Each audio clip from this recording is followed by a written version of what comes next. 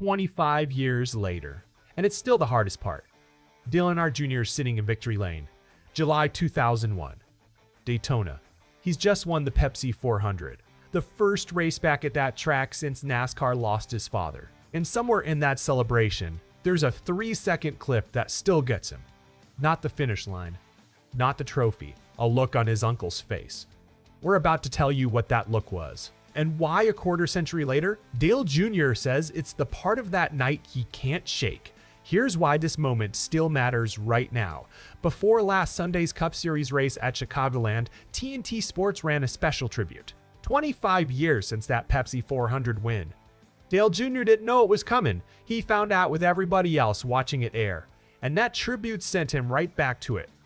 Back to the emotion of that night. Back to the parts of the story only he can tell. Because Dale Jr. wasn't just driving a race that day, he was carrying something, and the way he processed it. That's the story. So let's go back to February 2001 first. Because you can't understand July without it. Dale Earnhardt, 7-time Cup Series champion, 76 career wins, one of the greatest to ever strap into a race car. At the 2001 Daytona 500, he was running third on the final lap, then the crash. He was killed at the conclusion of that race. The sport lost one of its giants that day, and the loss hit different because of who else was on that racetrack. Michael Waltrip and Dale Earnhardt Jr. finished 1-2 in the Daytona 500 that year. For Waltrip, it was his first career win and his 463rd career start. Think about that. A win 20-plus years in the making, on the same day the sport lost Dale Earnhardt. That's the backdrop. That's what everybody carried into July. Fast forward 5 months. The Cup Series returns to Daytona for the first time since the tragedy. Same track, same corner, same sport, trying to figure out how to move forward. And Dale Earnhardt Jr. is in the field. He's not up front to start. He works his way through the pack, and on the final restart, he's running sixth place, with the laps running out at the track where his father died. Then he goes to work. He drives from 6th to the win. Michael Waltrip finishes second. Same 2 drivers, same 1-2 finish as February, except this time, the checkered flag belongs to Dale Jr. It's remembered as one of the most emotional wins in NASCAR history, a moment of healing for a sport still grieving. But the part everybody remembers isn't actually the part Dale Jr. wants to talk about. Before victory lane, before the champagne, before any of the celebration you'd expect.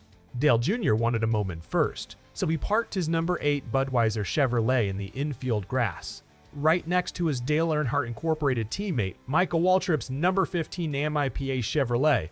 2 teammates, 2 cars, parked side by side in the grass, away from everything else. Then they climbed on top of those cars and embraced. It became one of the defining images of that entire season. 2 men on top of their race cars, holding on to each other in front of a stadium full of people who understood exactly what it meant. That's the moment everybody remembers. That's the moment that got replayed 25 years later on TNT. But that's not the part that stays with Dale Jr. speaking on The Dale Jr. Download, Earnhardt Jr. explained what actually gets him when he watches that footage back. And it's not the embrace on top of the cars. When I watch that clip, the hardest part of it is there's a real short clip of Danny Earnhardt, my dad's brother, and the look on Danny's face, Earnhardt Jr. said. A few seconds. That's all it is. A short clip of his uncle caught in the middle of that celebration. Here's the moment. Everyone around Danny Earnhardt is celebrating. People have their hands on him. They're shaking him, jumping, happy. It's elation all around him. Danny's face doesn't match any of it. Everybody around Danny is in elation. There are a couple people who got their hands on Danny and they're shaking him, and everybody's just jumping and happy. Danny Sr. has this look on his face like the same look he had on his face in February 2001 when we lost Dad, Earnhardt Jr. said. Read that again. In the middle of one of the most celebrated wins in NASCAR history, his uncle's face looked exactly like it did the day they lost Dale Earnhardt.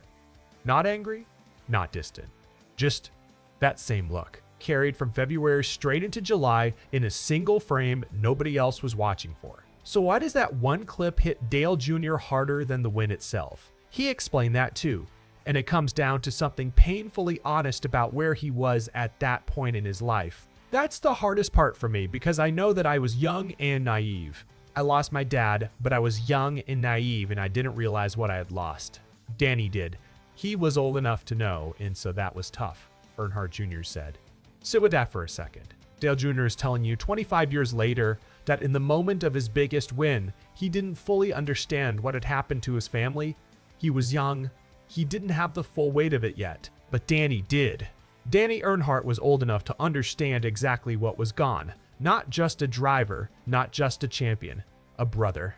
And while the crowd around him was celebrating a nephew's victory, Danny's face was still somewhere back in February. That's the split screen of that entire night. Joy on the surface, grief underneath it for the people who understood the full cost. And that's really what this story is about, not the win, not the trophy, not even the embrace on top of those two cars that everybody remembers. It's about a young man who thought he'd found the moment of closure, and a grown man beside him who knew there wasn't one.